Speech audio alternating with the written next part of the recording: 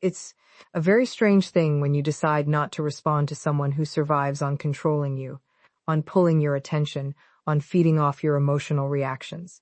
That is what narcissists do. They live on the energy of your response. And when you finally truly decide to step away, to go no contact, and you keep it going, not just for a few days, but for weeks, months, even years, something very powerful begins to happen. Silence starves the narcissist of control and validation. That might sound simple, but if you look at it closely, you begin to see that this idea goes right to the heart of what it means to deal with narcissistic behavior. The narcissist is not fueled by truth, honesty, or real human connection. They are fueled by attention, and not just any kind of attention. They live off the attention they can twist, shape, and manipulate to support their fragile sense of superiority. They need constant validation to keep alive the illusion that they are important, special, and in control. Without that, the structure of their identity starts to weaken.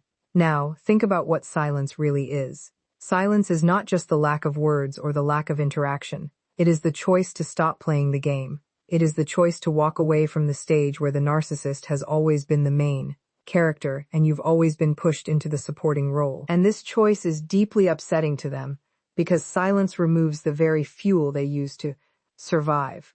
Picture a fire that has been burning for years, feeding on dry wood and steady oxygen, growing bigger and bigger, eating everything in its way. Silence is like cutting off the oxygen. The fire does not go out in 1 second. It pops, sparks, and flares up in resistance. But slowly it starts to fade. The flames shrink, and eventually the fire that once looked impossible to stop loses its power. For the narcissist, silence is the oxygen being taken away. They are used to getting a reaction. It might be anger, fear, guilt, panic, or even compliance.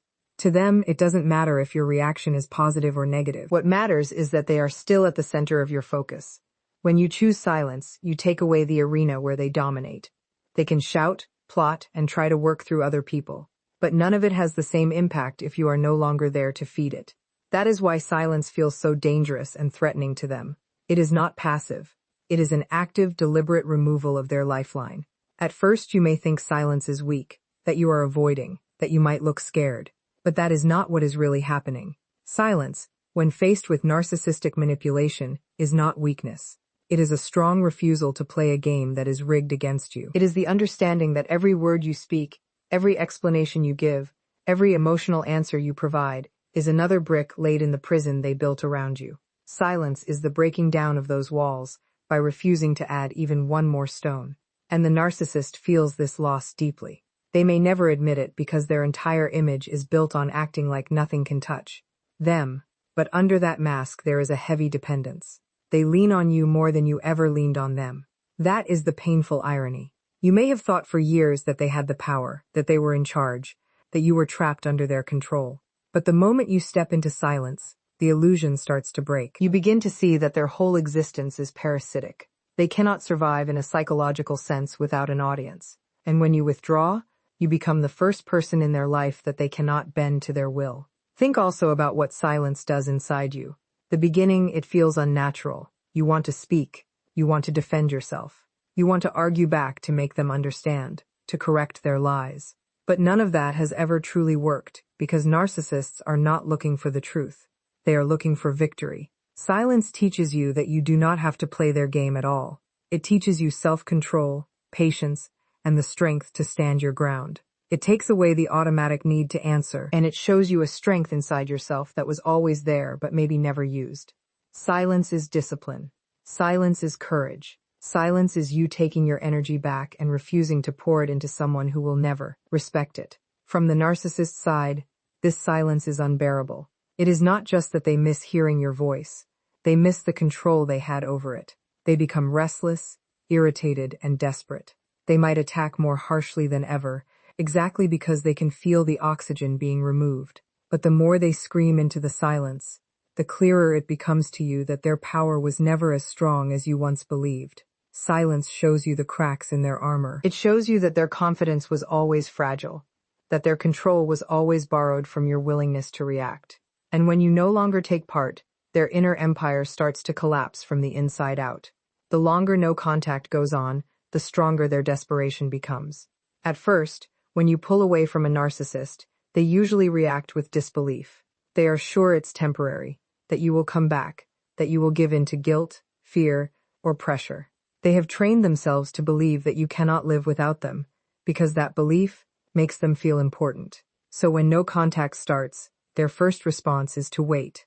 They feel certain your silence is only a phase, that sooner or later you will break. But as the days become weeks and the weeks turn into months, a new reality starts to creep in, and that reality eats at them from the inside.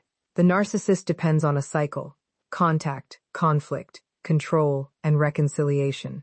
It is a loop that keeps them fed, keeps them validated, keeps them feeling alive. When you stay silent, that loop is broken. First, they try to fix it by reaching out. Small messages, pretending to check on you, suddenly acting concerned about your health or life. If that does not work, they increase the intensity. They might try to provoke you, annoy you, or hurt you just to pull out some emotion. Because to them, even your anger is better than your silence. Silence is an empty space, and that emptiness terrifies them. It forces them to face themselves, something they have avoided their entire life. As the silence grows longer, their desperation grows right along with it. They move from subtle manipulation into open chaos. They might try smear campaigns, turning other people against you, hoping social pressure will drag you back. They may play the victim, telling stories that paint you as cold, cruel, or mentally unstable, because they cannot accept that you walked away with strength and intention. All of this is aimed at breaking your silence, at opening a small crack in your wall so the cycle can start again. The longer no contact stays in place, the more your absence becomes a mirror for them. That mirror reflects something they cannot stand, that they are not necessary. Every day that passes without your attention chips away at the story they tell about themselves. If they were really as powerful, as magnetic, as special as they claimed, then why haven't you come back? If they were truly in control, then why does your silence continue? These questions are unbearable for them, because they reveal how weak their identity really is. Their desperation grows because your silence proves that the foundation of their persona is built on lies. What is interesting about this entire process is how time slowly turns the tables.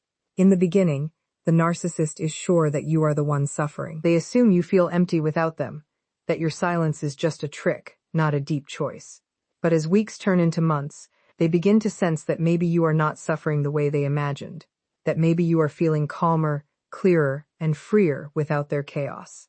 That idea is intolerable to them because it means they have lost not only their control over you, but also their special place in your story. And for a narcissist, there is no bigger injury than being removed from someone else's narrative. Their desperation comes in cycles. They may disappear on purpose, telling themselves that if they vanish, you will come chasing them. But when you don't, they come back with more intensity. They might flood you with messages, suddenly show up nearby, or find ways to sneak back into your life through mutual people. Every attempt is a move to restart the old contact. Every failure increases their fear. Over time, as no contact stretches longer and longer, they begin to unravel. Their tactics become more dramatic. Their false sense of superiority begins to break, and their inner emptiness becomes harder to hide. They may search for new supplies, new people to use, desperate to fill the hole. But no matter how many new people they pull in, your silence remains a reminder of the one person they could not control. This is why their desperation grows with time, because every day that you keep your boundary is proof that their power over you is gone, and that truth is something they cannot stand. In this unraveling, something else becomes visible. The narcissist's biggest fear was never your anger. It was never your arguments or your resistance. Their greatest fear has always been your absence. Because absence cannot be argued with. It cannot be twisted. It cannot be guilted. It cannot be pulled back into their frame. The longer you stay absent, the more they are forced to wrestle with themselves. And for a narcissist, there is no worse punishment than that. Without your reaction, the fake identity they built starts to crumble. A narcissist's whole sense of self is not built on inner truth or stability, but on external reflections from other people. They live like an actor on stage who believes the applause from the crowd is the same thing as just their worth. As long as people are clapping, they feel alive. But the applause is never enough. It has to keep going. Without it, the actor stands alone under the lights, exposed, unsure of who they are when the show is over. That is the narcissist's condition. They require constant reactions: anger, fear, admiration, even disgust. These reactions tell them they exist. When those reactions disappear when you step into silence and no longer give them that feedback, their carefully created sense of self begins to fall apart. Their identity is not real or solid. It is a mask built over years of manipulation, denial, projection, and performance. They pick traits they want others to admire, exaggerate them, and force them onto people. They take traits they cannot stand in themselves, push them away, and dump them onto others. Over time, this mask becomes their survival tool. They present themselves as powerful, smart, superior, or deeply wounded and victimized, whichever role helps them get the most attention. But none of it is stable. It all depends on other people echoing back to them the image they want to see. When you withdraw your reaction, you take away a mirror they depend on. If they see themselves as the one always in control, but you no longer respond to their controlling behavior, that image weakens. If they see themselves as the eternal victim, but you no longer rush in with comfort and rescue, that role stops working. If they see themselves as admired and envied, but you stop acknowledging their performance, the illusion breaks. Every piece of their self-image depends on another person agreeing to play along. Your absence doesn't just bother them. It shakes the very ground of their identity. The collapse of that identity does not happen in one moment. At first, they hold on to the mask with denial. They tell themselves that your silence doesn't matter, that you are nothing, that they never needed you. But denial is thin armor. It does not last. As time moves on, the cracks grow larger. They start to feel the emptiness underneath the mask, the hollow space they have spent their whole life running from. That emptiness scares them because it reminds them that under the performance there is nothing firm, nothing whole, nothing truly theirs. And without a constant stream of validation from others, they cannot keep that truth away. The breakdown of their identity often shows up as more and more strange behavior. They may lash out in random ways, trying to trigger a reaction that will put them back in control. They bounce quickly between roles. One day the angry ruler, the next day the helpless victim, the next day the charming seducer, always searching for something that works. But the more they try and fail, the more unstable they feel. It is like the mask has shattered into many pieces, and they are desperately trying to glue it back together, only to discover that the parts no longer fit. What makes this so revealing is that it shows just how dependent they always were on other two people. You may have believed for a long time that they were confident, sure of themselves, untouchable. You may have thought they held the power, that they set the rules, that you were the one who needed them. But when you stop reacting, the entire picture falls apart. You begin to see that their confidence was just a reflection of your reaction, that their power was something you gave them, that their identity was kept alive only because you agreed to reflect it back. Without your involvement, the structure they showed the world begins to turn into dust. This collapse is not just painful for them, it is deeply destabilizing. They do not know who they are without someone else telling them. They cannot sit in quiet and reflect. They cannot build a real self from the inside. Their whole life has been an escape from that inner work. And so when your reaction disappears, they are pushed closer and closer toward the truth they have always avoided, that their identity is not real, not strong, and not able to survive on its own. It is a performance, and without an audience, it fades. In response, they cycle through rage, manipulation, and victimhood to pull you back. When a narcissist feels the grip of no contact closing in, when they sense their usual methods of control are slipping away, they don't simply accept it. They can't.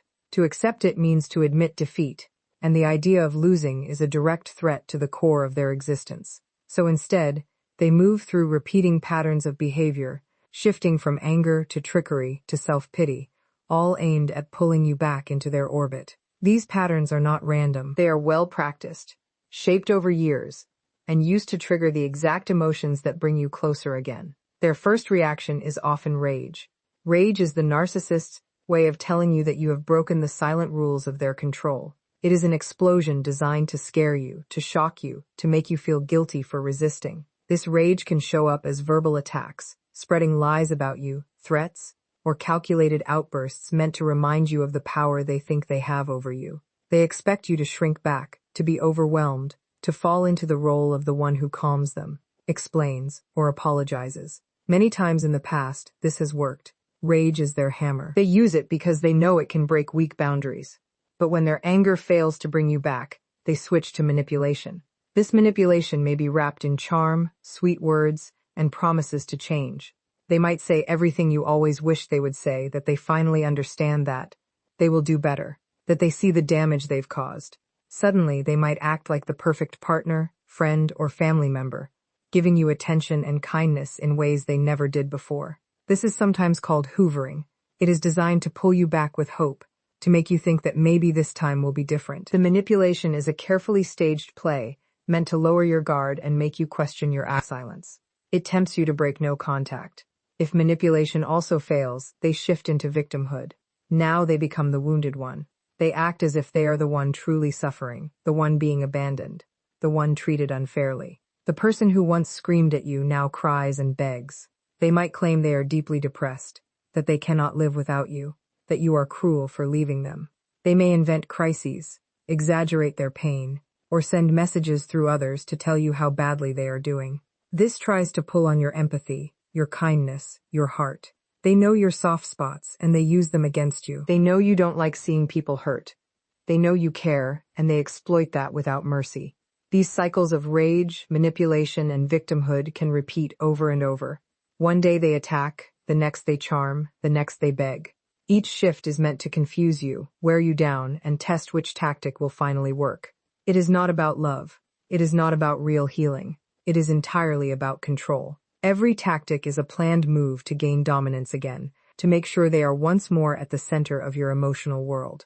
What makes these cycles especially damaging is how unpredictable they are. You never know which version of them you're going to get. The rage makes you anxious and scared. The manipulation fills you with doubt and hope.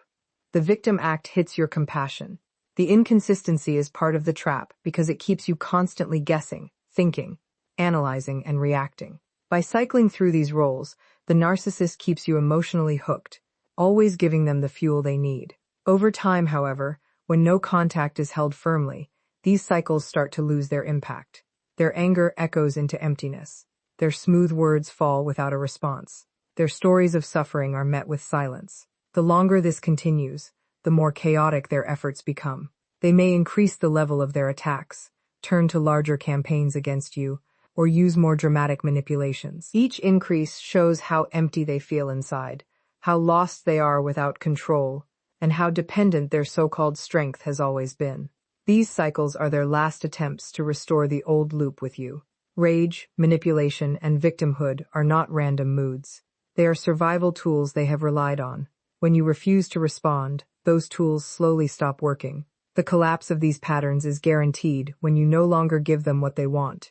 But their struggle to keep these patterns going shows how deeply they rely on them and how weak their sense of real power truly is while they are unraveling. Your consistency in silence begins to turn into strength and self-respect. At the start, silence feels shaky. It is uncomfortable, unnatural, and painful. You are used to answering, explaining, trying to make peace. You may feel that not replying is wrong, that it means you are running away. The narcissist has trained you to believe that you must always show up, that you owe them responses and explanations no matter what. So, when you first choose silence, it may feel like breaking some unspoken rule. But as time passes, the picture shifts. The act of staying silent, of staying firm in front of their manipulation, becomes a deep source of strength. The power of consistency is in discipline. Every time you decide not to respond, you show yourself that you can control where your energy goes. You are no longer handing it over to someone who abuses it. You are no longer wasting your words on someone who will twist them. That consistency builds mental and emotional muscle, and that strength is the opposite of the dependence they tried to put in you. What once felt like emptiness becomes clarity. You begin to understand that silence is not nothing. Silence is space. It is the space where you can breathe, think, and reconnect with yourself without their voice in your head. This steady silence is noticed by the narcissist, even if they pretend not to.